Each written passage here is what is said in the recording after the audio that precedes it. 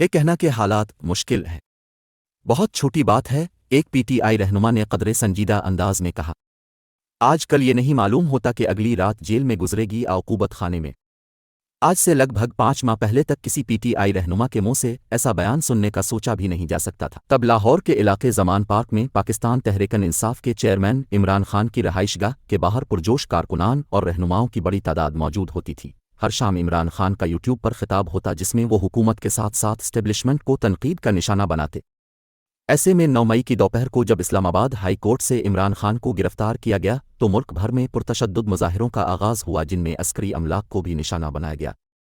حکومت اور فوج کی جانب سے ان حملوں کی ذمہ داری پی ٹی آئی رہنماؤں اور کارکنان پر عائد کی گئی، جس کے بعد سے جماعت پر ملک گیر کریک ڈاؤن کا آغاز۔ اس دوران متعدد پی ٹی آئی رہنما روپوش ہوئے، جنہیں حراست میں لیا گیا ان میں سے اکثریت اس وقت بھی جیل میں ہے، جبکہ تعدد رہنماؤں نے حراست میں چند روز گزارنے کے بعد پی ٹی آئی جماعت نے اپنے عہدے سے سبکدوش ہونے کا فیصلہ کر لیا تھا۔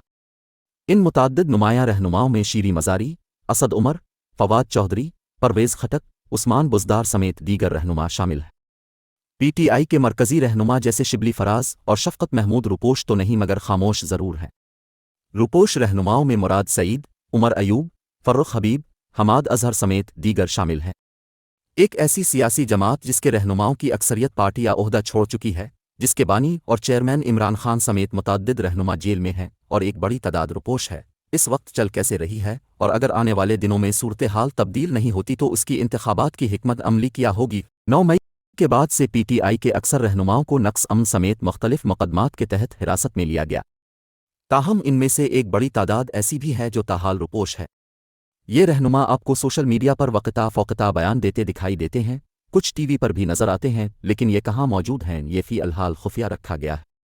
تاہم ان رہنماؤں میں سے کچھ پی ٹی آئی کی روزانہ کی بنیاد پر ہونے والی میٹنگ میں بقول ایک سینئر رہنما کہاں سے شامل ہوتے ہیں ہمیں نہیں معلوم، لیکن وہاں دن کے ایجنڈا پر بحث ہوتی ہے اور پھر مشاورت کے ساتھ فیصلے کیے جاتے ہیں، اور پی ٹی آئی کے سوشل میڈیا پلیٹ فارمز پر اس حوالے سے ایک اعلامیہ جاری کر دیا جاتا ہے۔ ایک رہنما نے نام ظاہر نہ کرنے کی شرط پر بی بی سی کو بتایا کہ عمران خان نے جیل میں جانے سے بھی پہلے یہ بتا دیا تھا کہ ان کے جیل جانے کی صورت میں پارٹی کیسے چلے گی۔ کچھ حلقوں کو اسی بات کا غصہ ہے کہ جماعت ابھی تک چل کیسے رہی ہے۔ پی ٹی آئی رہنما کی جانب سے میڈیا کو بھی تنقید کا نشانہ بنایا گیا اور کہا گیا کہ بین الاقوامی میڈیا پر بھی عمران خان اور پی ٹی آئی کے خلاف ہونے والی انسانی حقوق کی خلاف ورزیوں پر آواز نہیں اٹھائی جا رہی۔ ایسے میں یہ تاثر بھی عام ہے کہ شاید روپوش رہنما دراصل جماعت کی سوچی سمجھی حکمت عملی کے تحت ایسا کر رہے ہیں۔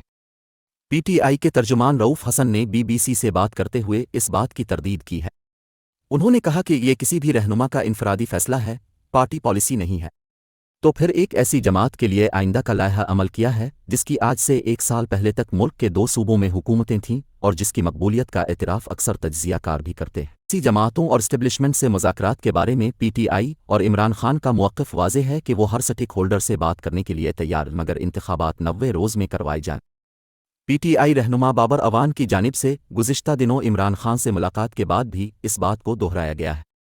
اس بارے میں پی ٹی آئی کے ایک سینئر رہنما نے کسی قسم کی بات چیت یا مذاکرات کی تردید اور تصدیق کیے بغیر بی بی سی کو بتایا کہ ہم وہ جماعت نہیں ہیں جو مذاکرات کرتے ہوئے ڈھنڈورا پیٹیں، جیسے ہم سے پہلے اس جماعت میں کچھ لوگ پیٹا کرتے تھے۔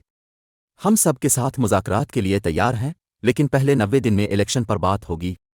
گزشتہ ہفتے پی ٹی آئی کے ایک روپوش رہنما عثمان ڈار کے مبینہ اغوا کی خبریں منظر عام پر آئی تھیں۔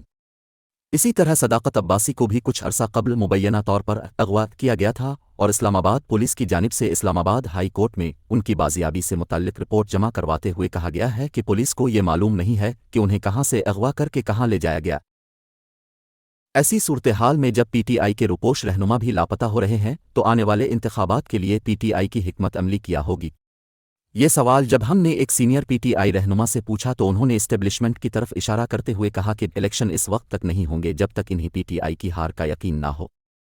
تاہم چند روز قبل نجی ٹی وی چینل ARY کے پروگرام الیونت آور میں پی ٹی آئی کے روپوش رہنما عمر ایوب نے صحافی وسیم بادامی کے اسی سوال کے جواب میں کہا کہ پی ٹی آئی انتخابات کے لیے تیار ہے۔ اگر عمران خان کے گرد فولاد کی دیواریں اور چھت بھی لگا دیے جائیں تو بھی وہ اللہ کے حکم سے اگلے وزیر اعظم ہوں گے۔ ایک سینئر پی ٹی آئی رہنما نے اس حوالے سے بات کرتے ہوئے کہا کہ ہمارے پاس سوشل میڈیا پر مہم چلانے اور لوگوں تک اپنی بات پہنچانے کے علاوہ کیا راستہ؟ ہم فی الحال یہی کر سکتے ہیں اور ہم یہ کر رہے ہیں۔